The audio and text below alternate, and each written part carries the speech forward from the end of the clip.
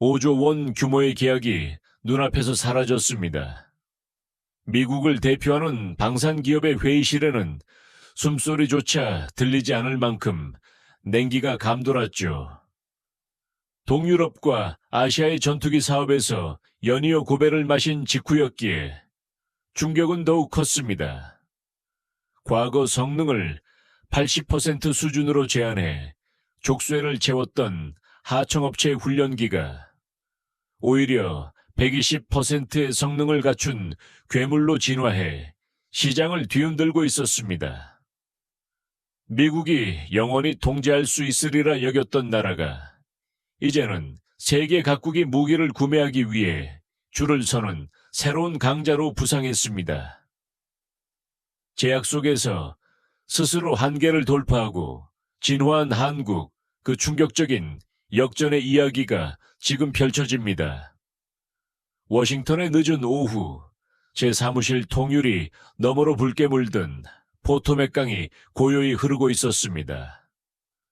갓 추출한 최고급 에스프레소의 깊은 향을 음미하며 이탈리아 장인이 정성껏 만든 가죽 의자에 몸을 기대고 앉아 있었죠. 넓은 마호가니 책상 위에는 꽃의 만년필 서명이 들어갈 두툼한 계약서 2건이 당당히 놓여 있었습니다. 하나는 국방력 강화를 서두르던 폴란드 정부의 서류였고, 다른 하나는 전략적 요충지에 위치한 말레이시아 국방부의 최종 합의안이었습니다. 두 계약을 합치면 5조 원을 훌쩍 넘는 규모. 제 방산업계 경력에 영원히 남을 정점을 찍어줄 그야말로 완벽한 잭팟처럼 보였습니다. 우리 회사가 세계 시장에 내놓은 최신형 전투기 F-16 바이퍼는 하늘을 지배하는 절대적 존재였습니다. 자동차로 비유하자면 단순히 잘 달리는 차가 아니라 도로 위 모든 시선을 사로잡는 최고급 벤츠 S클래스 풀옵션 모델과도 같은 위상을 지니고 있었죠. 가격은 놀라울 만큼 높고 운용과 유지 비용 역시 막대했지만 전 세계 수많은 국가들이 이 전투기를 한 대라도 더 확보하기 위해 경쟁하고 있었습니다. 지금 당장 막대한 현금을 일시불로 지불한다 해도 최소 5년은 대기해야 할 만큼 주문이 밀려 있었으니까요. 여의처럼 무기 시장의 정점에 선 입장에서 단 1%의 아쉬움도 느낄 이유는 없었습니다. 비용이 부담스럽다면, 납기 일정이 길다면 조용히 돌아서 다른 선택지를 찾으라고 말하면 그만이었죠. 문을 두드리는 나라들은 여전히 많았으니까요. 이것이 재정이 넉넉지 않은 국가들의 국방 관계자들을 상대할 때 제가 유지해온 냉정한 비즈니스 원칙이었습니다. 당시 폴란드는 인접 지역에서 벌어진 우크라이나 사태로 인해 언제든 안보 위기가 현실이 될 수 있는 상황에 놓여 있었습니다. 하늘을 방어할 전력이 시급했죠. 말레이시아 역시 복잡한 영토 분쟁과 해상 초계 임무로 인해 실전에 즉시 투입할 전투기 도입이 절실했습니다. 절박함은 언제나 그들 쪽의 몫이었고 선택권은 제 손에 쥐어져 있었습니다. 저는 여유롭게 콧노래를 흥얼거리며 이번 5조 원 규모 계약이 성사되면 받게 될 막대한 인센티브로 플로리다 해변에 어떤 형태의 호화 별장을 지을지 상상하고 있었습니다. 모든 것이 제 계획대로 흘러가는 듯 보였고 이 달콤한 승리는 이미 제 것이 된 것처럼 느껴졌습니다. 저는 바이퍼의 압도적인 성능을 대신할 존재는 이 둥근 지구 어디에도 없다고 굳게 믿고 있었습니다. 거대한 글로벌 방산 시장이 제 손바닥 위에서 완벽하게 통제되고 있다는 확신마저 들었죠. 물론 귓가를 간지리는 소문이 전혀 없었던 것은 아닙니다. 아시아의 한 구석에서 우리 부품을 조립하던 하청업체 정도로 여겨왔던 한국이 자체 개발 경전투기를 들고 이번 국제 입찰에 뛰어들었다는 현지 보고서가 올라오긴 했습니다. 저는 그 서류 표지를 힐끗 본 순간 헛웃음이 터져 나왔고 곧바로 책상 아래 파쇄기에 넣어버렸습니다. 그들이 내세운 FA-50이라는 비행기는 애초에 수십 년 전 우리가 기술을 제공해 기본 골격을 잡아준 훌륭이 수준이라고 여겼기 때문입니다. 당시 우리 수뇌부는 그들이 주제넘게 최고급 전투기 시장을 넘보지 못하도록 태생부터 전체 성능의 80% 이상을 발휘하기 어렵도록 기술적 제한을 걸어두었습니다. 비상 탈출 좌석 2개가 들어가는 좁은 2인승 기체에 기관총과 미사일을 장착한다고 해서 본질이 달라질 리 없다고 생각했습니다. 연료 탑재량이 적어 작전 방향도 제한적이었기에 장거리 작전에는 애초에 어울리지 않는 기체라고 판단했죠. 그런 반쪽짜리 항공기를 우리 회사의 자존심이라 할 수 있는 최첨단 바이퍼와 같은 선상에서 비교한다는 것 자체가 우스꽝스럽게 느껴졌습니다. 겉모습만 그럴듯하게 꾸밀 줄 아는 하청업체가 감히 최상위 시장에 발을 들이려 한다는 인상마저 들었습니다. 저는 비서를 불러 앞으로 한국 관련 입찰 동향 같은 사소한 정보로 제 시간을 낭비하지 말고 선별 보고하라고 단호하게 지시했습니다. 그 훈련기 수준의 기체가 제가 확신하던 5조 원짜리 계약 잔치를 송두리째 뒤엎을 재앙의 씨앗이 될 줄은 그때까지만 해도 상상조차 하지 못한 채 말입니다. 서류를 파쇄기에 갈아놓고 콧노래를 흥얼거리며 퇴근한 바로 다음 날 아침이었습니다. 여느 때처럼 가벼운 발걸음으로 사무실 문을 열었지만 책상 위에는 당연히 놓여 있어야 할 폴란드와 말레이시아의 최종 서명본 대신 수석 비서 데이비드가 창백한 얼굴로 서 있었습니다. 평소라면 완벽하게 다려진 정장 차림으로 모닝커피를 건네며 인사를 건넸을 그가 임에 식은땀을 맺힌 채 결제판을 들고 떨고 있었죠. 무슨 일인지 묻기도 전에 그는 떨리는 목소리로 방금 도착한 폴란드 국방부의 긴급 전문을 읽기 시작했습니다. 요지는 오늘 오후로 예정되어 있던 F-16 바이퍼 도입 최종 서명식을 전면 보류하겠다는 통보였습니다. 순간 제 귀를 의심했습니다. 국경 너머 긴장이 고조되는 상황에서 하늘방어 전력을 비워둔 채 몇 년을 더 기다리겠다는 뜻인가? 분노가 치밀어 올라 신경질적으로 넥타이를 풀어 던졌지만 데이비드가 이어서 전한 소식은 그보다 더 충격적이었습니다. 문제는 폴란드 하나가 아니었습니다. 동남아시아의 주요 고객이었던 말레이시아 역시 우리 협상단과의 오찬 미팅을 일방적으로 취소한 뒤 연락을 끊어버렸다는 것이었습니다. 한순간의 상황은 설명할 수 없는 방향으로 흘러가고 있었습니다.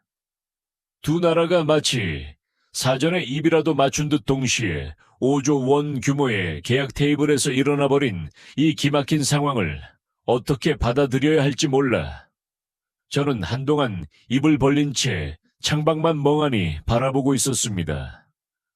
도대체 어떤 배짱 두둑한 방산업체가 내 영역에 허락도 없이 끼어든 것인지 당장 관련 첩보 데이터를 가져오라고 고함을 질렀죠.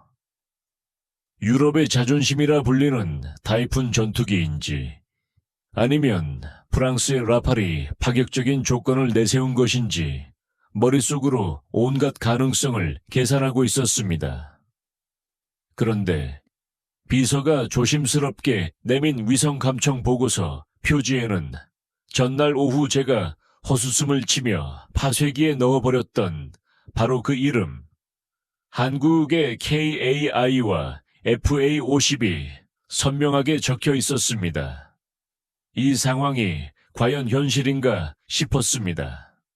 최고급 벤츠 매장에서 계약서에 도장을 찍기 직전이던 VIP 고객이 갑자기 펜을 내려놓고 동네 중고차 매장으로 달려갔다는 이야기와 다를 바에 없었으니까요. 어이가 없어 웃음조차 나오지 않았습니다. 폴란드 장관들이 단체로 판단력을 잃은 건가? 영토 절반도 커버 못하는 작은 연료 탱크에 이 인승 훈련기를 돈 주고 사겠다고. 제날 선 비아냥에 비서는 모기만 한 목소리로 답했습니다. 한국 측이 우리 F-16 바이퍼 가격의 4분의 1에도 못 미치는 파격적인 금액을 제시했을 뿐 아니라 내년에 곧바로 12대를 인도하겠다는 이른바 새벽 배송 조건을 제안했다는 것이었습니다. 당장 실전에 투입할 전력이 급했던 폴란드와 말레이시아 입장에서는 최소 5년을 기다려야 하는 우리의 고압적인 납기 조건보다 훨씬 매력적으로 보였을 것입니다. 하지만 저는 애써 입꼬리를 올리며 태연한 표정을 지었습니다. 수십 년 동안 이 냉혹한 방산 비즈니스 세계에서 살아남아 온 제가 이런 얄팍한 협상 전술에 흔들릴 리 없다고 스스로를 다독였죠. 걱정할 것 없어. 우리 가격을 조금이라도 깎아보려는 블러핑일 뿐이야. 스스로에게 최면을 걸듯 중얼거리며 식어버린 커피를 한 모금 삼켰습니다. 그러나 목을 타고 내려가는 씁쓸함처럼 설명하기 어려운 불안이 서서히 가슴속에서 피어오르기 시작했습니다.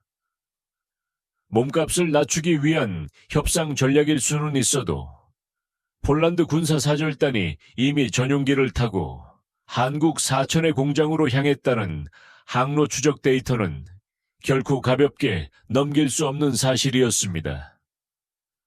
도대체 그 훈련기에 무슨 변화를 준 것일까?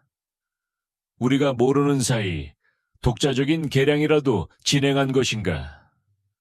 그러나 곧 고개를 저었습니다. 과거 기술 이전 당시 우리 승인 없이는 부품 하나도 임의로 변경할 수 없도록 구조적으로 제한을 걸어두었기 때문입니다. 그럼에도 불구하고 5조 원이라는 거대한 자금이 제 손아귀에서 미끄러져 나가는 듯한 감각은 제가 이 자리에 오른 이후 처음 느끼는 종류의 불쾌한 공포였습니다.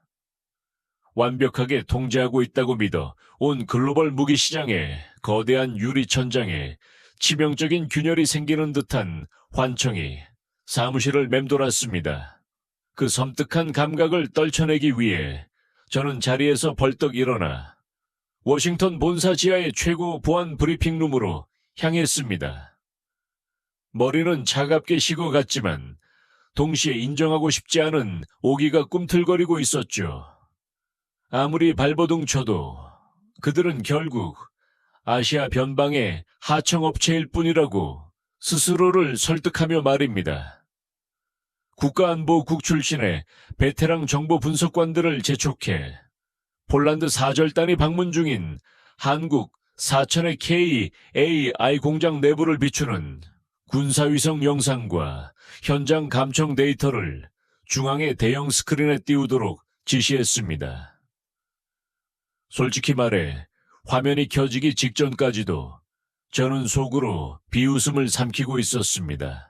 제 머릿속에 각인된 아시아의 제조 공장이란 어둡고 낡은 경납고 안에서 기름때 묻은 작업복을 입은 인부들이 분주히 움직이는 노동 집약적 현장이었기 때문입니다. 용접 불꽃이 튀고 고함이 오가는 혼란스러운 작업 현장 속에서 도대체 어떤 방법으로 내년까지 전투기 12대를 완성해 폴란드 앞마당에 가져다 놓겠다는 것인지 그 허황된 약속의 실체를 제 눈으로 확인하고 싶었습니다. 그러나 지지직거리던 노이즈가 사라지고 거대한 스크린에 대한 민국의 방산 제조 현장이 선명하게 떠오르는 순간 저는 숨을 삼키며 제 오만한 선입견이 얼마나 어리석었는지 깨달아야 했습니다. 화면 속 풍경은 낡은 경납고가 아니라 실리콘밸리의 최첨단 반도체 클린룸이나 미래형 연구소를 그대로 옮겨놓은 듯한 완벽한 통제 공간이었습니다. 먼지 한 톨 허용하지 않을 듯한 새하얀 방진복을 입은 젊은 엔지니어들은 땀을 흘리며 뛰어다니는 대신 여유롭게 현장을 걸어 다니고 있었습니다. 한 손에는 얼음이 가득 담긴 아이스 아메리카노를 들고 다른 손으로는 얇은 태블릿 화면을 가볍게 넘기며 거대한 로봇 팔들의 설정값을 조정하고 있었죠.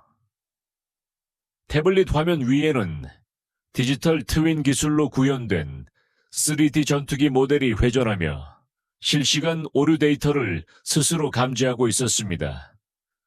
종이 도면을 수십 장 펼쳐놓고 펜으로 선을 그어가며 논쟁하던 과거의 아날로그 방식은 단 한 조각도 남아있지 않았습니다. 이것이 전 세계 군사 매체들을 놀라게 만든 이른바 새벽 배송 시스템의 실체였습니다. 전투기 한 대를 조립하려면 수십만 개의 부품이 필요하고 미국 업체들은 이를 전 세계 수백 개 협력업체로부터 조달하는 과정에서 복잡한 승인 절차와 행정 처리에 많은 시간을 소비합니다.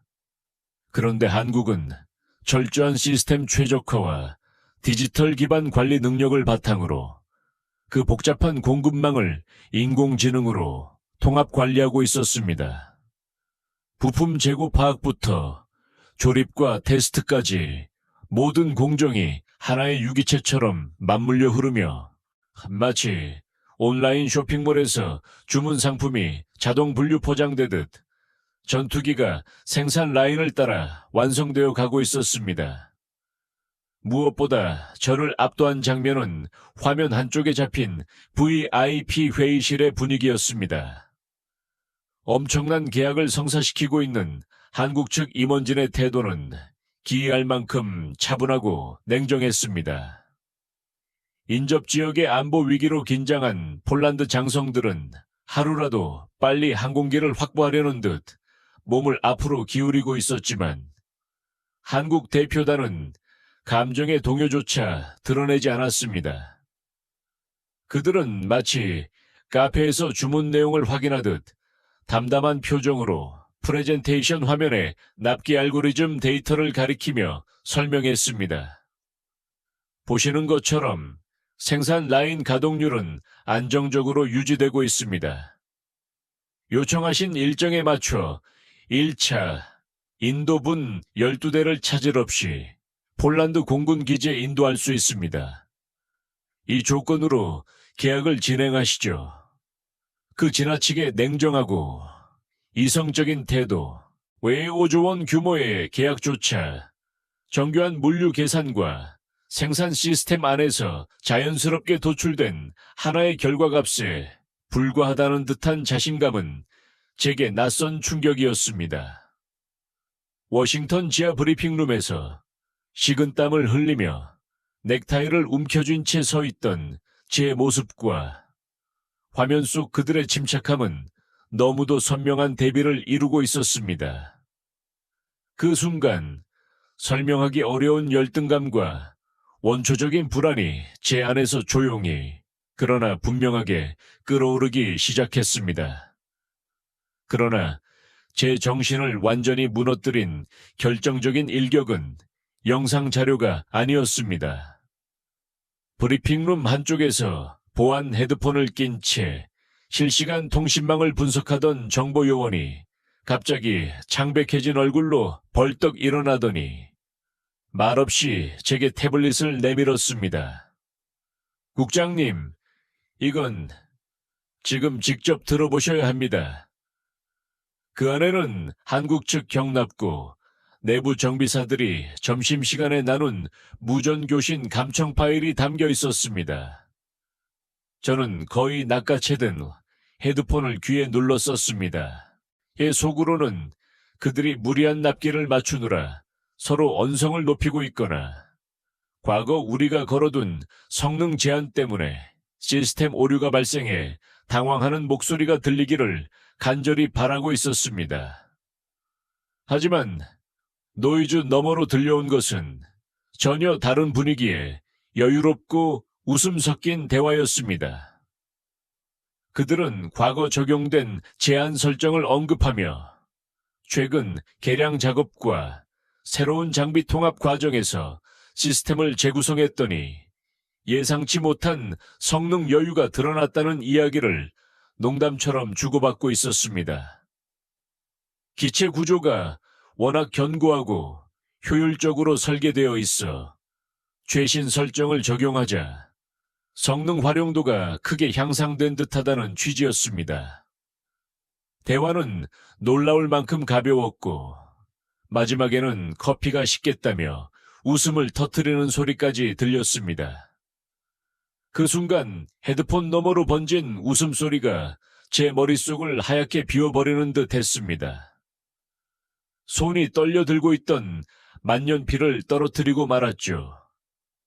이것은 단순한 기술적 충격이 아니라 평생 당연하게 여겨 온 산업 질서와 자존심이 뿌리째 흔들리는 감각이었습니다. 우리는 과거 그들을 영원한 협력업체로 남겨두기 위해 기술적 제한과 구조적 통제를 정교하게 설계했습니다. 그러나 화면 속 정비사들의 대화는 그 장벽이 더 이상 절대적인 것이 아님을 보여주고 있었습니다. 오히려 제한된 조건 속에서 성능을 극대화하기 위해 축적된 최적화 경험이 새로운 구성과 기술이 결합되면서 예상 이상의 효율과 성능 잠재력을 끌어낸 듯 보였습니다. 과거 수뇌부가 신중하게 설계했던 제한 체계는 2026년에 세련된 디지털 설계 환경과 최적화 역량 앞에서 더 이상 절대적인 장벽이 아니었습니다. 제한된 조건 속에서 축적된 공학적 정밀함과 효율 중심 설계가 새로운 시스템 통합을 계기로 한꺼번에 잠재력을 드러낸 것입니다. 우리가 통제하고 있다고 믿었던 전투기 시장의 질서가 그들의 효율성과 디지털 기반 생산 체계 앞에서 흔들리고 있다는 사실이 분명해 보였습니다. 메인 스크린 속에서는 여전히 로봇 팔들이 오차없는 움직임으로 기체를 조립하고 있었고 규칙적으로 울리는 기계음은 이제 제게 다른 의미로 들렸습니다. 그것은 계약서의 숫자를 하나씩 지워가는 시계의 초침처럼 제가 확신하던 승리가 서서히 멀어지고 있음을 알리는 신호처럼 느껴졌습니다. 그 기계음이 주는 압박감에 저는 결국 귀를 막은 채 비틀거렸습니다. 호흡은 가빠졌고 목을 조르는 듯한 답답함에 실크 넥타이를 거칠게 풀어헤칠 수밖에 없었습니다. 그 순간 저는 처음으로 지금 벌어지고 있는 변화가 단순한 계약 실패가 아니라 시대의 흐름 자체가 바뀌고 있다는 신호일지도 모른다는 생각을 떨쳐낼 수 없었습니다. 이마에서 식은땀이 한 방울 흘러내려 눈썹을 타고 속눈썹을 적셨지만 저는 닦아낼 생각조차 하지 못한 채 멍하니 메인 스크린의 빛만 바라보고 있었습니다. 바닥에 떨어진 만년필에서는 검은 잉크가 먼저 나와 대리석 바닥을 더럽히고 있었고 그 모습이 마치 5조 원짜리 잭팟과 함께 제 커리어가 산산이 부서지는 장면을 상징하는 것처럼 느껴져 속이 뒤틀릴 지경이었습니다. 분노가 치밀어 오른 저는 충혈된 눈으로 브리핑룸 구석에 얼어붙어 서 있는 정보 요원들을 향해 거칠게 손을 내저었습니다. 당장 저 화면 꺼. 저런 조작된 영상을 나들어 믿으라는 거야. 평소 고객을 상대할 때 유지하던 정중한 태도는 온데간데 없이 사라지고 입 밖으로는 거칠고 날선 말투가 튀어나왔습니다. 요즘 AI 기술이 얼마나 발전했는데 저런 영상 하나 구별 못해. 협상팀을 흔들려고 만든 지쇼 아니야. 저는 두꺼운 원목 책상을 주먹으로 내리치며 외쳤지만 떨리는 목소리 끝에는 이미 억누를 수 없는 공포가 스며들어 있었습니다. 데이터는 거짓말을 하지 않는다는 사실을 이 업계에서 수십 년을 버텨온 제가 누구보다 잘 알고 있었습니다. 화면 속 매끄러운 생산 라인과 물류 시스템, 그리고 정비사들의 무전 감청 내용까지 모든 것이 조작의 흔적 없는 사실이라는 점이 머릿속을 집요하게 파고들고 있었습니다. 극심한 갈증에 탁자 위 얼음물을 집어들었지만 손이 떨려 유리잔이 이빨에 부딪히며 달그락거렸고 결국 차가운 물이 셔츠 앞서프로 쏟아져 내렸습니다. 그럼에도 인간의 뇌는 스스로를 보호하려는 방어 기제를 작동시키는 법입니다. 감당하기 힘든 현실이 밀려오자 저는 살기 위해 마지막 논리를 붙잡듯 그들의 약점을 찾아내려 필사적으로 사고를 좁혀갔습니다.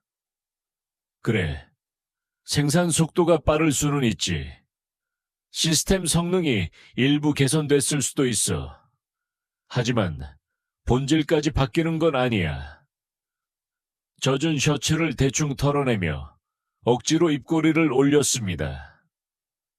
아무리 외형을 세련되게 다듬고 디지털 설계 기술로 효율을 끌어올렸다 해도 FA50의 출발점은 본래 훈련용 플랫폼이었습니다. 이 인승 구조와 교육 장비 배치로 인해 내부 공간 설계에 제약이 있었고 저희는 연료 탑재량과 작전 지속 시간에 영향을 줄 수 있는 요소로 여겨져 왔습니다. 겉모습은 고성능 전투기처럼 보일지라도 작전 방향과 채공 시간은 실제 운영 환경에서 중요한 변수입니다. 저는 그 점에 매달리듯 생각을 이어갔습니다. 폴란드는 넓은 영공을 감시해야 하고 긴장된 안보 상황 속에서 장시간 대응 능력이 요구됩니다.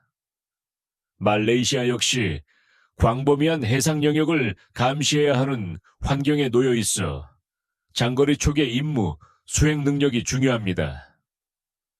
이런 조건을 고려할 때 작전 지속 능력이 제한될 수 있는 플랫폼을 대규모로 도입한다는 결정은 쉽게 납득하기 어려워 보였습니다. 그래, 바로 이거야. 저는 마지막 남은 확신을 붙잡듯 스스로를 설득하며 무너져 내리는 현실 속에서 필사적으로 균형을 되찾으려 하고 있었습니다. 한국이 아무리 시스템 설정을 손봐 성능 활용도를 끌어올렸다 해도 연료 탑재량이라는 물리적 제약까지 마법처럼 사라지게 만들 수는 없을 것이라고 저는 스스로를 설득했습니다. 그 생각에 도달하자 요동치던 심장 박동이 조금씩 가라앉는 느낌이 들었습니다. 식은땀에 젖은 이마를 실크 손수건으로 닦아내고 바닥에 떨어져 있던 만년필을 조심스럽게 주워 들었습니다. 손끝의 떨림은 여전했지만 헛기침을 하며 옷매무새를 다듬는 사이 다시 냉정을 되찾은 척할 수 있었습니다. 데이비드, 지금 바로 외신 기자들과 군사 전문 칼럼니스트 연락망을 정리해. 오늘 자정까지 내 책상 위에 올려. 하얗게 질려있던 비서에게 내린 제 지시는 다시 예전의 권위적인 어조를 되찾고 있었습니다. 폴란드와 말레이시아가 한국 기체 도입에 적극적으로 나서는 것은 복잡한 성능 요소를 충분히 검토하지 못한 채 가격과 납기 조건에 매력을 느낀 정치적 판단일 뿐이라고 저는 믿고 싶었습니다. 누군가는 그들에게 장비 선택의 본질을 짚어주어야 한다라고 생각했죠. 최신 장비를 덧붙였다라고 해서 기본 플랫폼의 설계 목적까지 바뀌는 것은 아니라는 점을 강조해야 한다는 논리였습니다. 모니터 속에서 담담하게 계약 절차를 진행하는 한국 대표단을 바라보며 저는 여전히 하드웨어 설계상의 한계가 존재할 것이라는 확신에 매달렸습니다.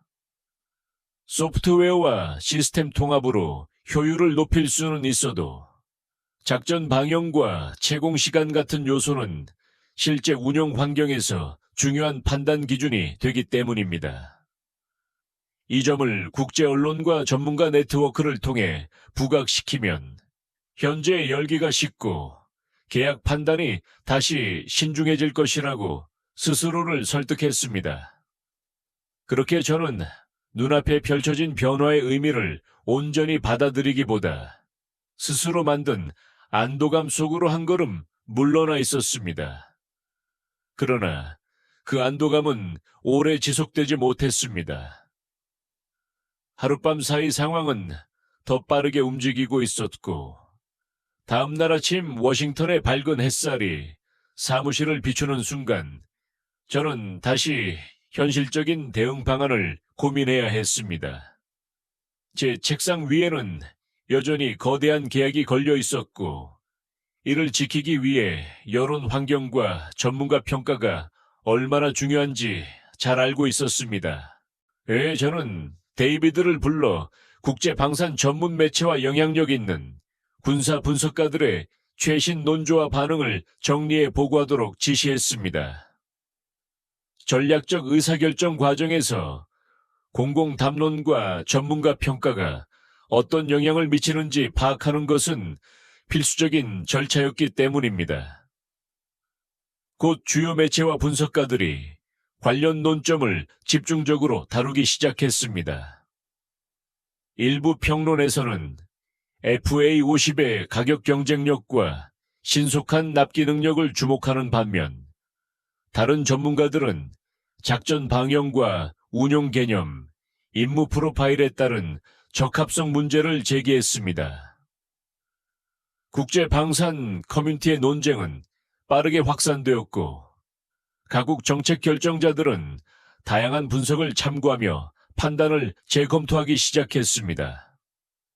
저는 그 흐름을 지켜보며 이번 경쟁이 단순한 장비 비교를 넘어 산업 구조와 운용 개념, 그리고 시대 변화에 대한 이해를 요구하는 싸움이 되고 있음을 서서히 깨닫고 있었습니다. 귓가를 때리던 그 음산한 카운트다운 같은 기계음에 저는 결국 버티지 못하고 귀를 틀어막은 채 비틀거리고 말았습니다. 숨은 턱 끝까지 차올라 거칠게 새어나왔고 목을 조르는 듯한 답답함에 최고급 실크 넥타이를 거칠게 잡아당겨 반쯤 풀어헤친 채 서 있을 수밖에 없었습니다. 이마에서 식은땀 한 방울이 눈썹을 타고 내려와 속눈썹을 적셨지만 저는 닦아낼 생각조차 하지 못한 채 메인 스크린의 빛만 멍하니 바라보고 있었습니다. 바닥에 떨어진 만년필에서는 검은 잉크가 번져 대리석 바닥 위로 퍼지고 있었고 그 모습은 마치 5조 원 규모의 계약과 함께 재화려했던 경력이 산산이 부서지는 장면을 상징하는 것처럼 느껴졌습니다.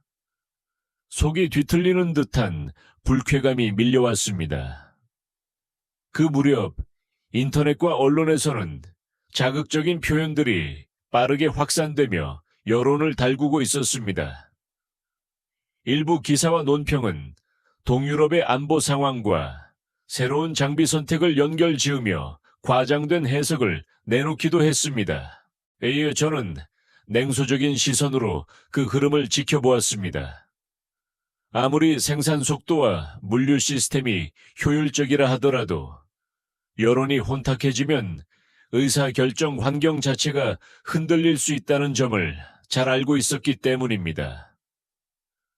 대중과 정치권은 복잡한 기술적 세부 사항보다 단순하고 자극적인 메시지에 더 빠르게 반응하는 경향이 있다는 사실 또한 부인하기 어려웠습니다. 이 흐름 속에서 저는 국제 방산 네트워크의 황금 시간대 생방송 인터뷰에 직접 출연하기로 결정했습니다. 스튜디오 카메라의 붉은 표시등이 켜지자 저는 침착한 표정과 여유로운 어조를 유지한 채 발언을 시작했습니다. 최근 아시아의 한 신흥업체가 인상적인 생산 효율을 보여주고 있는 점은 업계 선배로서 주목할 만합니다. 다만 실제 공중전 환경은 제조 효율이나 물류 최적화만으로 설명할 수 없는 훨씬 복합적인 영역입니다. 저는 의도적으로 생산 시스템의 혁신성과 실제 작전 운용 개념을 구분하며 플랫폼 설계 목적과 임무 수행 능력의 차이를 강조했습니다. 연이어 기체 구조와 운용 개념, 작전 반경, 임무 지속 능력 등 실제 전장 환경에서 고려해야 할 요소들을 설명하며 각 국가가 처한 전략적 환경에 맞는 장비 선택의 중요성을 강조했습니다. 장비의 설계 목적과 운용 개념을 면밀히 검토하는 것이 중요합니다. 각 국가의 방공 환경과 임무 요구 사항에 따라 적합성은 달라질 수 있습니다. 그러나 방송이 진행되는 동안 제 말의 어조는 점점 더 날카로워졌고 경쟁 구도를 의식한 발언들이 경계선을 아슬아슬하게 넘나들기 시작했습니다. 국제 시청자들이 지켜보는 자리에서 저는 사실상 특정 선택의 위험성을 강조하며 강한 메시지를 던지고 있었습니다. 그것은 단순한 분석을 넘어 기존 질서를 지키려는 강한 의지의 표현이기도 했습니다. 하지만 제 대응은 공개 발언에만 머물지 않았습니다. 인터뷰를 마치고 워싱턴 본사로 돌아온 뒤 저는 동맹국 간 방산 협력 구조와 무기 체계 통합 절차가 얼마나 복잡한 승인 과정을 거치는지 다시 검토하도록 지시했습니다. 특히 미국산 무기 체계와의 통합은 엄격한 수출 통제와 기술 보호 규정의 적용을 받기 때문에 관련 정책과 절차가 어떻게 적용될 수 있는지 파악하는 것이 중요했습니다. 저는 관련 부서에 미국의 무기 수출 통제 체계와 기술 이전 규정, 그리고 동맹국 장비에 적용되는 통합 승인 절차를 면밀히 검토하도록 요구했습니다. 특정 무장 체계의 통합 여부는 단순한 기술 문제가 아니라 정책 안보, 동맹 관계가 복합적으로 작용하는 사안이기 때문입니다. 그날 밤 저는 이 싸움이 단순한 계약 경쟁이 아니라 기술, 산업, 외교, 그리고 여론이 얽힌 복합적인 전장이 되고 있음을 점점 더 분명히 느끼고 있었습니다. 그리고 무엇보다도 제가 오랫동안 당연하게 여겨왔던 질서가 서서히 재편되고 있다는 사실을 부정할 수 없게 되어가고 있었습니다. 전투기에게 레이더가 앞을 보는 눈이라면 중거리 공대공 미사일은 적을 제압하는 핵심 타격 수단입니다. 저는 바로 그 지점이 판세를 뒤집을 결정적 변수라고 판단했습니다.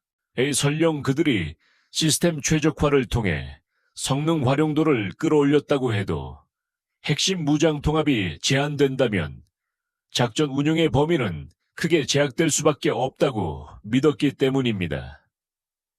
미국산 무장 체계의 통합은 엄격한 수출 통제와 기술 보호 규정의 적용을 받습니다. 동맹국 장비라 하더라도 승인 절차와 정책적 판단이 필요하며 이러한 구조는 국제 방산 협력 질서의 핵심 축 중 하나입니다. 며칠 뒤 관련 당국이 핵심 기술 보호 원칙을 근거로 특정 무장 체계 통합 승인 절차를 재검토하겠다는 입장을 통보했다는 보고가 올라왔습니다. 저는 가죽 의자에 몸을 기대고 창밖으로 붉게 물든 포토맥강을 내려다보았습니다.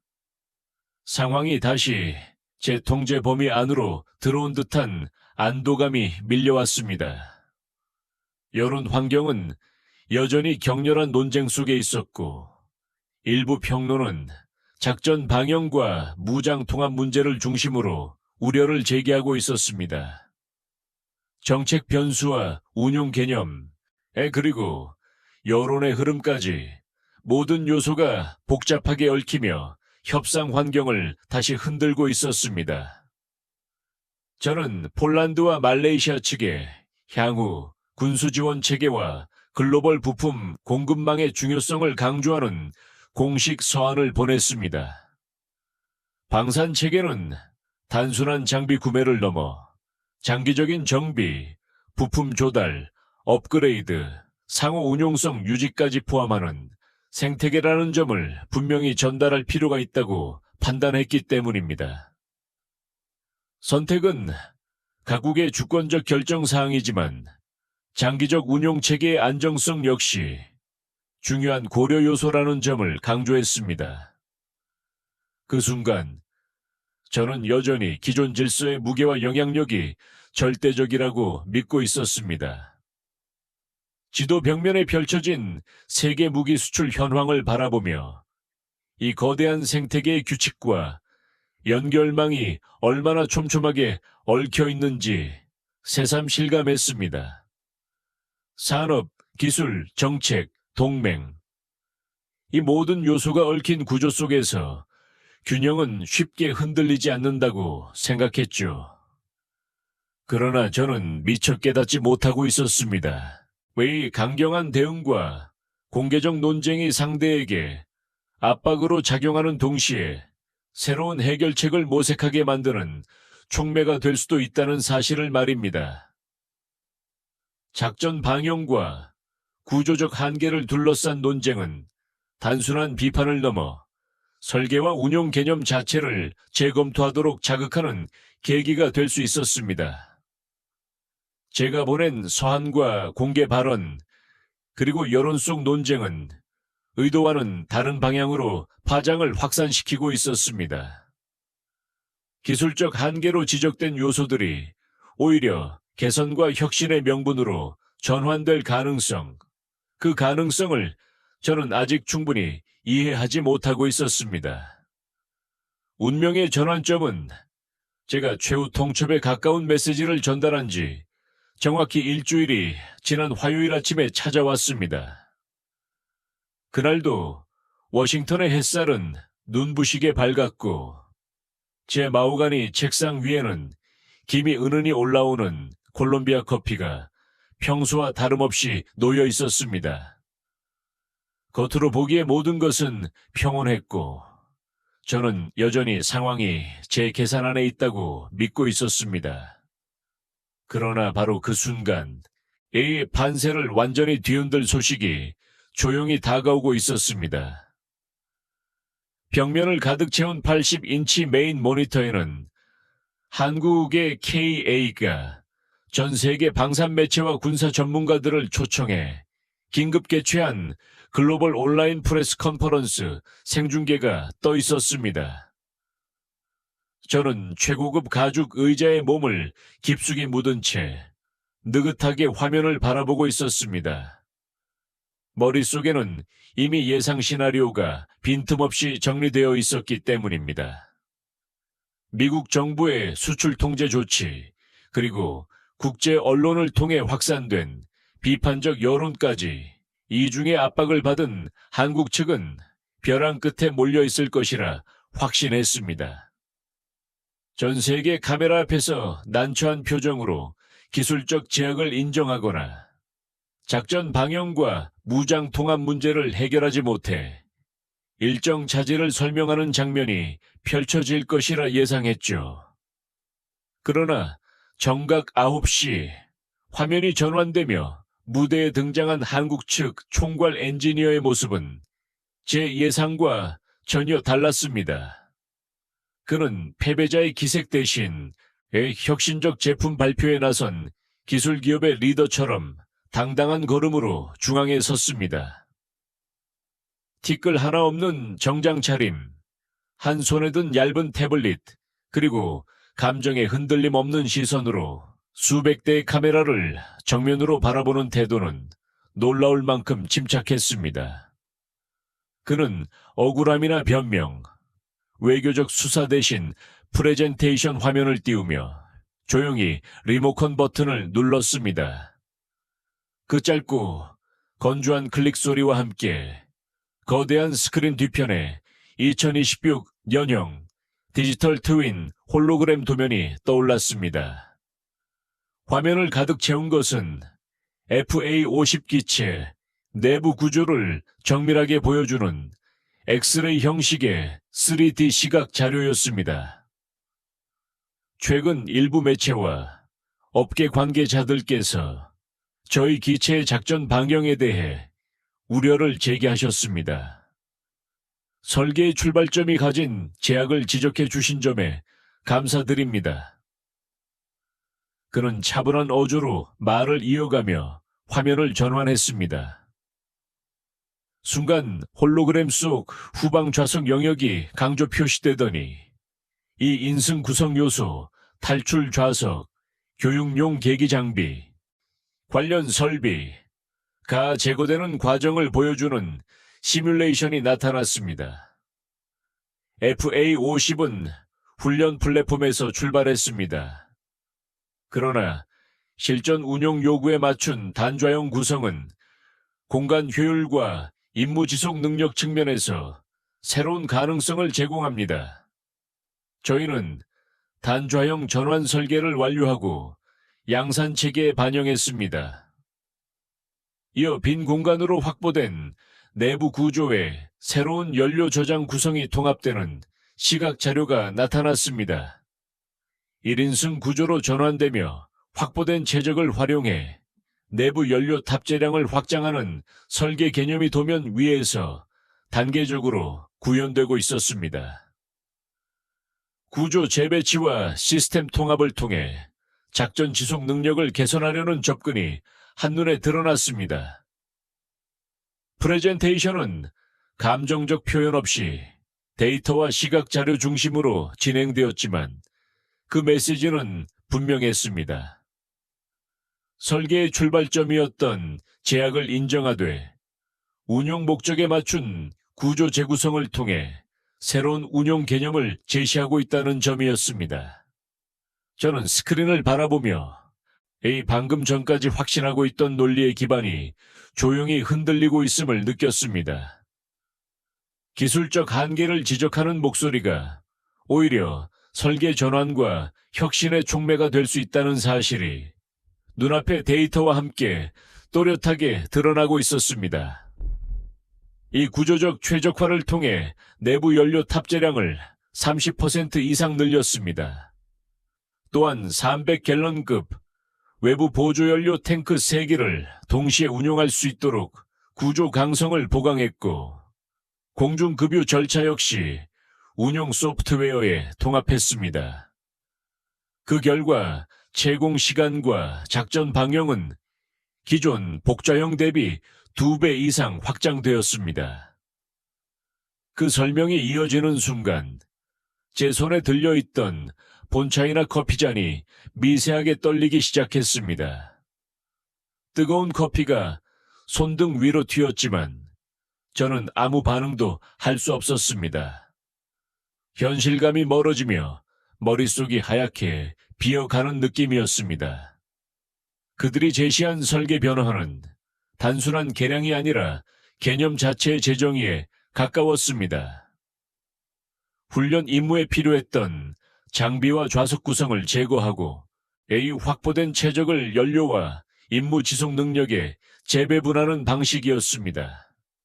이어 화면에는 확장된 비행 궤적 그래프와 채공 시간 데이터가 나타났고 수치들은 이전 모델 대비 크게 향상된 작전 범위를 명확히 보여주고 있었습니다. 제가 언론과 전문가 네트워크를 통해 반복적으로 제기해왔던 훈련기 태생의 한계라는 논리는 불과 몇 분 만에 설계 전환과 운용 개념 변경이라는 사실 앞에서 설득력을 잃어가고 있었습니다. 단거리 플랫폼으로 평가되던 기체가 임무 지속 능력을 크게 확장하며 새로운 범주의 운용 가능성을 제시하고 있었기 때문입니다. 저는 마른 침을 삼키며 책상 모서리를 꽉 움켜쥐었습니다. 호흡이 가빠지고 심장이 거칠게 뛰기 시작했습니다. 그래도 핵심 무장 통합이 제한되면 상황은 달라진다. 저는 마지막 논리에 매달리듯 스스로를 설득했습니다. 그러나 무대 위 엔지니어는 마치 그 생각을 읽기라도 한 듯 카메라를 정면으로 바라보며 다음 슬라이드를 넘겼습니다. 두 번째로, 최근 국제무기 통제 환경의 변화는 저희에게 중요한 결단을 앞당기는 계기가 되었습니다. 특정 외부 변수에 좌우되지 않는 무기 체계 자립화입니다. 화면에는 AESA, 레이더 100% 국산화 및 독자 무장 통합이라는 문구가 크게 나타났습니다. 그는 이어 한국 기업들이 개발한 능동위상 배열 AESA, 레이더 통합과 디지털 시뮬레이션 검증 과정을 설명했습니다. 또한 특정 무장 체계 통합이 지연될 가능성에 대비해 유럽산 공대공 미사일 통합 옵션을 포함한 다층적 운용 구성을 준비했으며 향후 국산 장거리 공대공 무장 체계와의 연동 계획도 추진 중이라고 밝혔습니다. 프레젠테이션은 감정 없이 이어졌지만 그 메시지는 명확했습니다. 기술 의존도를 낮추고 선택지를 다변화함으로써 외부 제약에 좌우되지 않는 운용 유연성을 확보하겠다는 전략이었습니다. 그의 차분한 설명이 이어질수록 제 귀에는 그것이 단순한 발표가 아니라 새로운 질서의 선언처럼 들리기 시작했습니다. 화면 속 데이터와 구조도, 그리고 냉정한 어조로 제시되는 수치들은 제 머릿속을 맴돌던 기존의 계산식을 하나씩 무력화시키고 있었습니다. 순간 시야가 흐릿해지고 숨이 막히는 듯한 압박감이 밀려왔습니다. 저는 그 자리에 앉은 채 지금 이 순간 판도가 완전히 달라지고 있다는 사실을 부정할 수 없게 되어가고 있었습니다. 우리가 그 아시아 국가를 영원한 하청 파트너로 묶어두려 했던 기술적 제약과 수출 통제 장치들이 역설적으로 그들을 벼랑 끝으로 몰아 자생적인 무기 생태계를 구축하도록 자극하는 촉매가 되었다는 사실을 저는 그제야 절감하기 시작했습니다. 무대 위 엔지니어의 발표는 계속 이어졌습니다. 이번 구조 재설계와 레이더 체계 업그레이드에도 불구하고 저희 인공지능 기반 생산 최적화 공정 덕분에 기체 획득 비용은 동급 4.5세대 전투기의 절반 수준에 머물고 있습니다.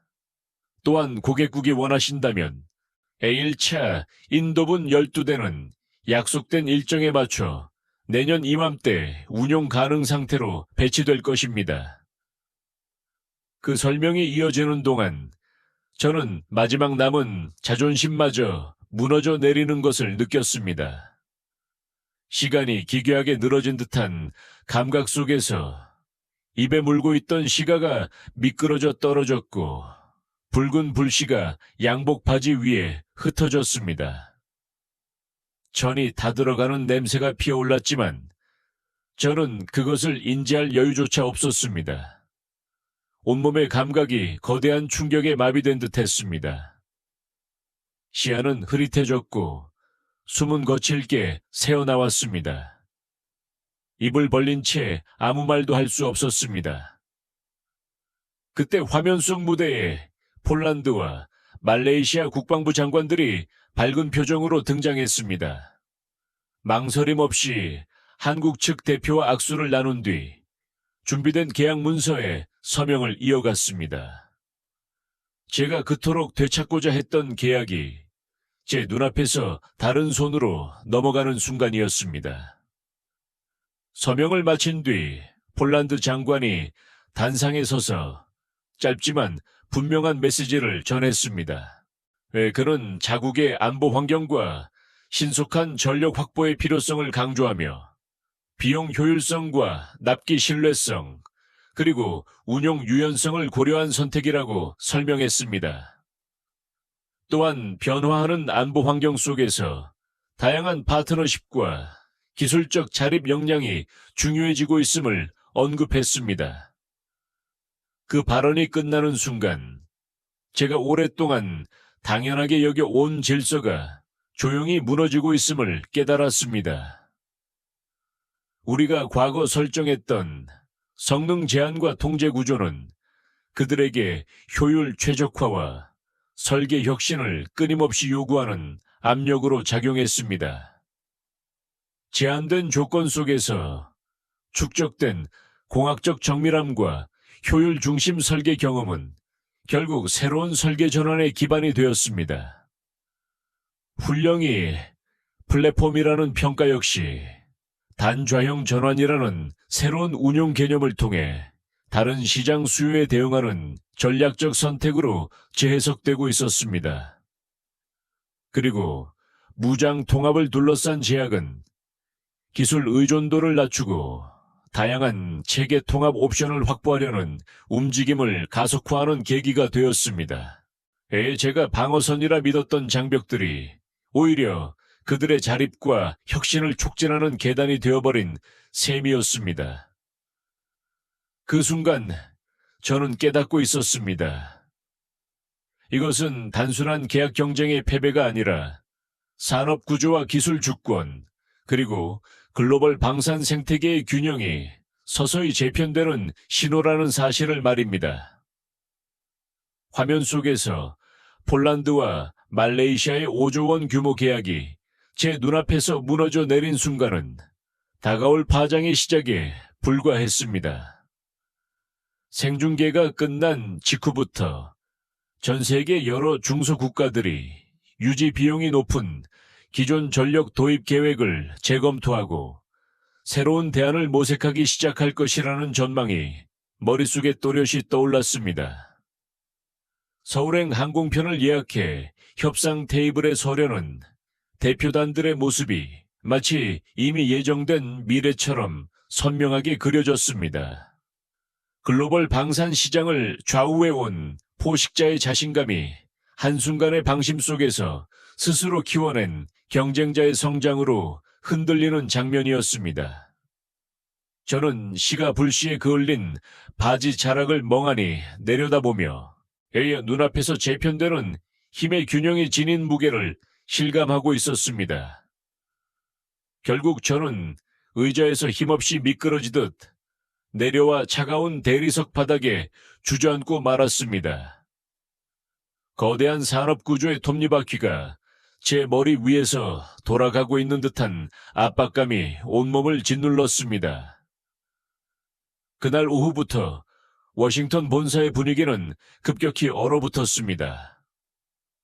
생중계 직후 뉴욕 증시에서 회사 주가는 가파른 변동성을 보였고 시장은 방산 부문의 향후 수익 구조와 경쟁 구도 변화를 민감하게 반영하기 시작했습니다.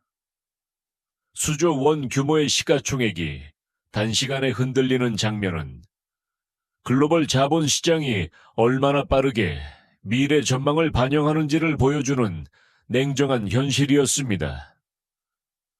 복도에서는 평소 침착함을 유지하던 임원들까지 빠른 걸음으로 회의실을 오가며 상황을 점검하고 있었고, 글로벌 고객 대응 부서는 쉴 새 없이 울리는 전화에 대응하느라 긴박하게 움직이고 있었습니다. 문의의 상당수는 계약 조건 재검토, 납기 일정 조정, 운영 비용 구조 비교 등 향후 계획에 대한 긴급 협의 요청이었습니다. 폴란드와 말레이시아의 결정은 단일 계약의 문제가 아니라 더 넓은 시장 심리에 영향을 미치는 신호로 받아들여지고 있었습니다.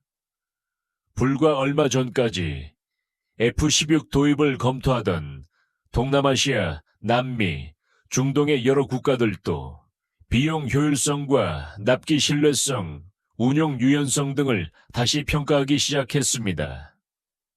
일부 국방부는 공식 성명을 통해 새로운 옵션을 검토하겠다는 입장을 밝혔고, 기존 계약 조건의 재협상을 요청하는 사례도 이어졌습니다.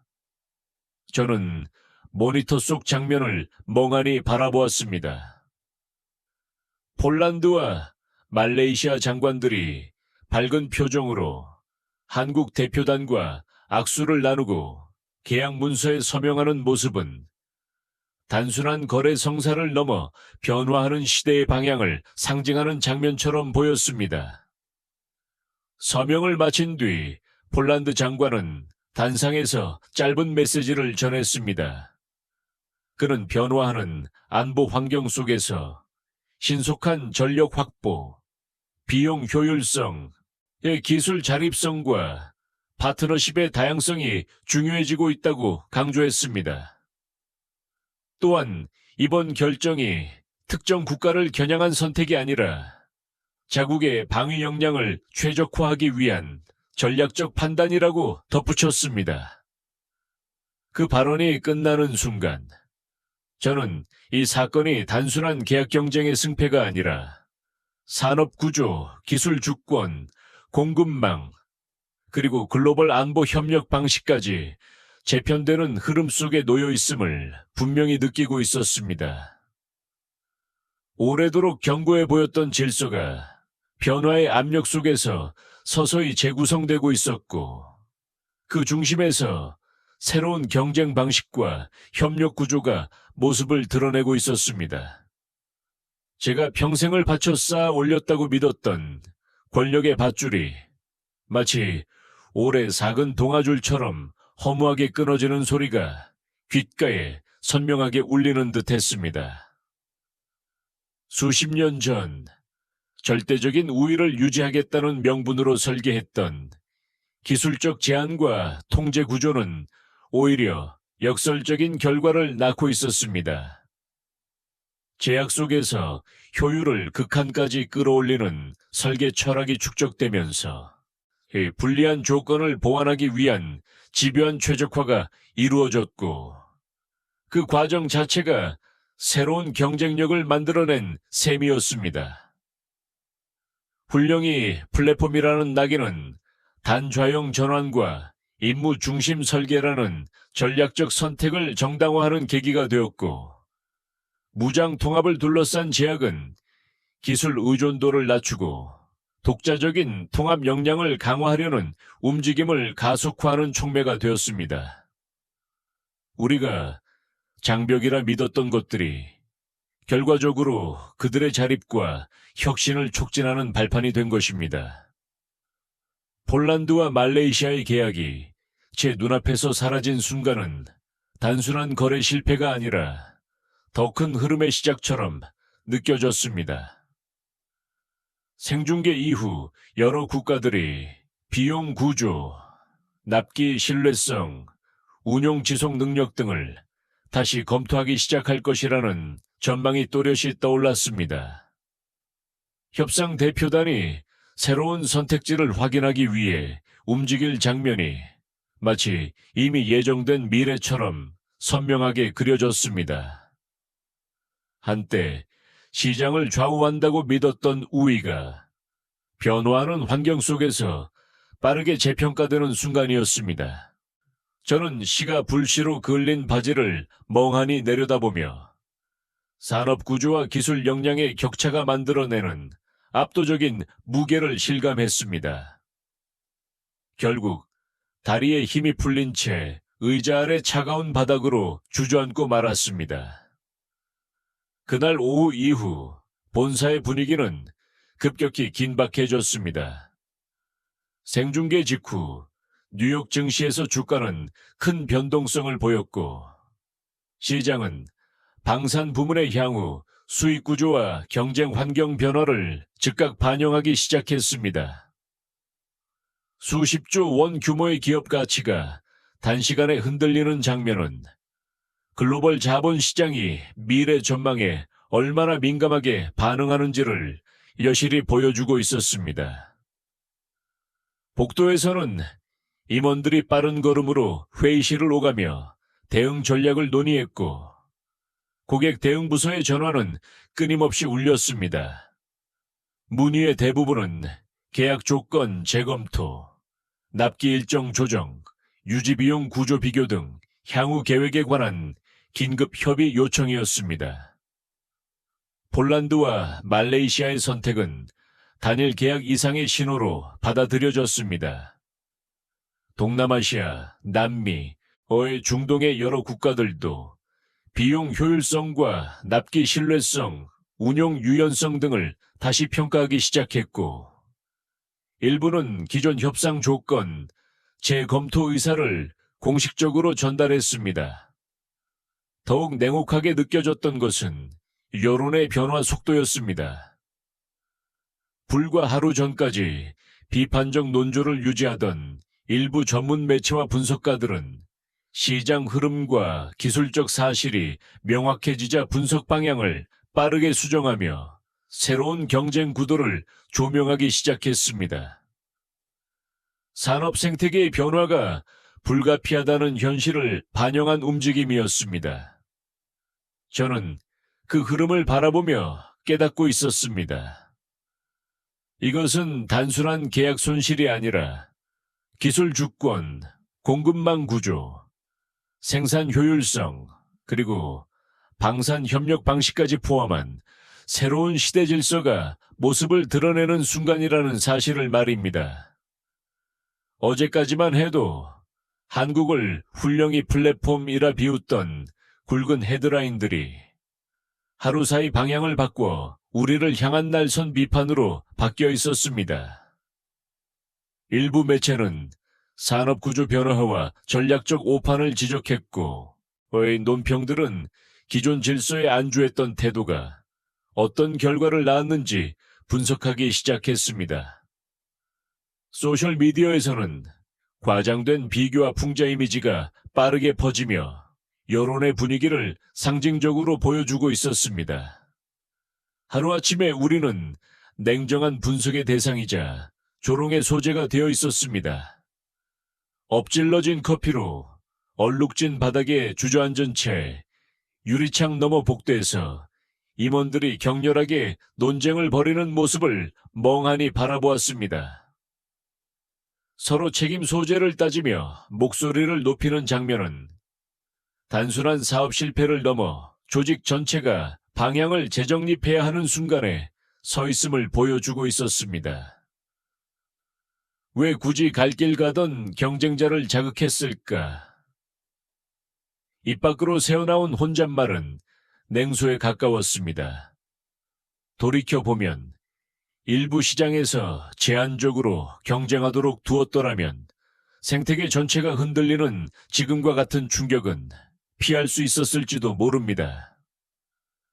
과거 설정했던 기술적 제한과 통제 구조가 없었다면 그들이 설계 전환과 체계 자립을 그토록 빠르게 추진할 동기도 줄어들었을 것입니다. 무장 통합 제약과 정책 변수 역시 기술 의존도를 낮추고 대체 체계 통합을 가속화하는 계기가 되었을 가능성이 큽니다. 당시에는 통제력을 유지하는 전략적 선택이라 여겼던 조치들이 결과적으로 자립과 혁신을 촉진하는 압력으로 작용했습니다. 견제와 여론전은 단기적 우위를 확보하기 위한 대응이었지만 장기적으로는 새로운 경쟁 질서를 촉발하는 계기가 되었던 셈입니다. 이제 여러 국가의 국방부는 특정 승인 절차나 공급망에만 의존하기보다 비용 효율성과 기술 자율성, 납기 신뢰성을 종합적으로 고려하는 방향으로 움직이고 있었습니다.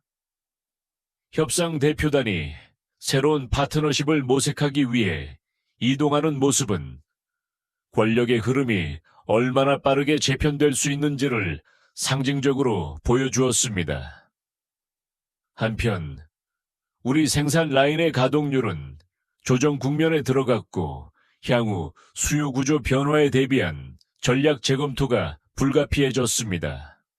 반대로 경쟁사는 자동화 생산 체계를 기반으로 높은 효율을 유지하며 공급 능력을 확대하고 있었습니다. 이는 단순한 가격 경쟁이 아니라 생산 방식과 공급망 구조의 차이가 만들어낸 결과였습니다. 누구를 탓하기보다는 산업 환경의 변화와 기술 패러다임 전환을 제대로 읽지 못한 결과라는 생각이 들었습니다.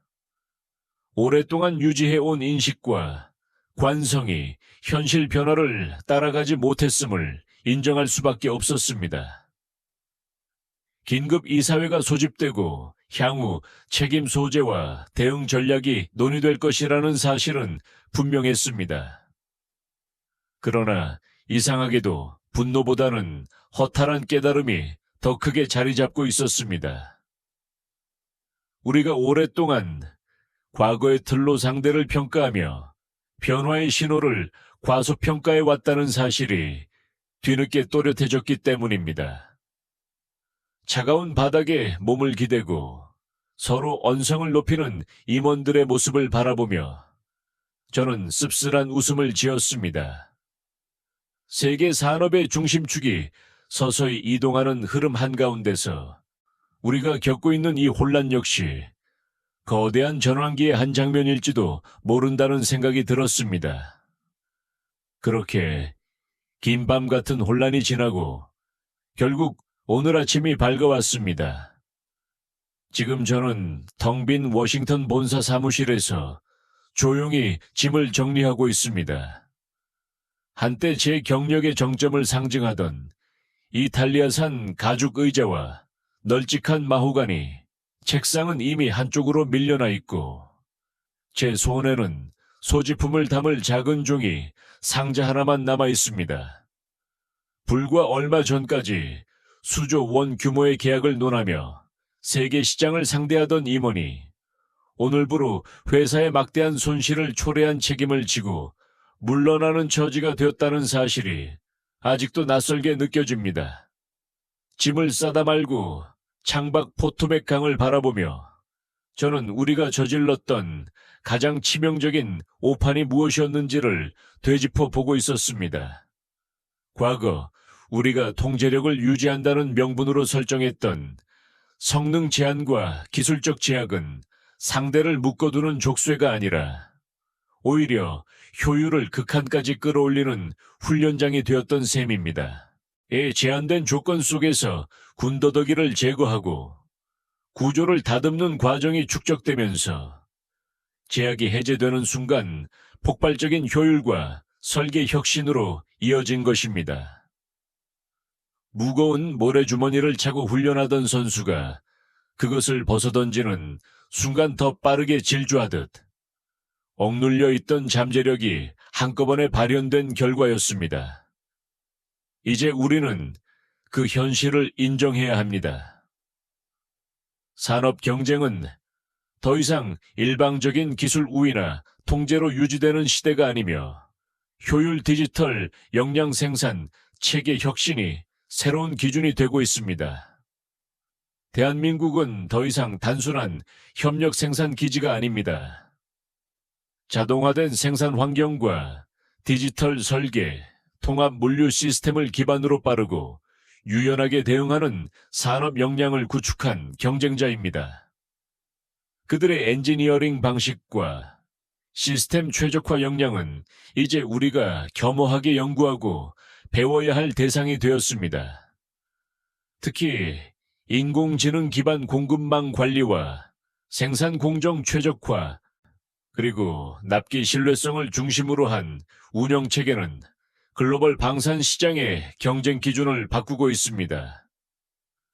이러한 변화에 적응하지 못한다면 앞으로의 시장에서 입지는 점점 좁아질 수밖에 없다는 사실을 절감하고 있습니다. 사무실 불을 끄고 마지막으로 문을 나서기 직전 휴대전화 화면에 속보 영상이 떠올랐습니다. 폴란드와 말레이시아 상공을 가르며 비행하는 단좌형 FA-50의 모습이었습니다. 안정적인 궤적과 정교한 비행 데이터가 화면 위에 겹쳐 나타나고 있었습니다. 한때 제가 공개적으로 의문을 제기했던 플랫폼이 이제 새로운 운용 개념 속에서 임무를 수행하고 있는 장면이었습니다. 저는 그 장면을 한동안 바라보다가 길게 숨을 내쉬었습니다. 오만과 선입견이 판단을 흐릴 때 어떤 결과가 따르는지, 그리고 변화하는 기술 패러다임을 과소평가하는 것이 얼마나 큰 전략적 위험이 될 수 있는지를 뼈저리게 깨닫는 순간이었습니다. 오늘의 이야기는 단순한 승패의 문제가 아니라 이 시대가 바뀌는 방식에 대한 기록에 가깝습니다. 기존 질서에 안주한 체계가 어떻게 도전을 맞이하고 제약 속에서 축적된 혁신이 어떻게 새로운 기준을 만들어내는지를 보여주는 사례이기도 합니다. 이 변화의 흐름을 이해하고 각자의 분야에서 새로운 가능성을 모색하는데 작은 통찰이 되었기를 바랍니다.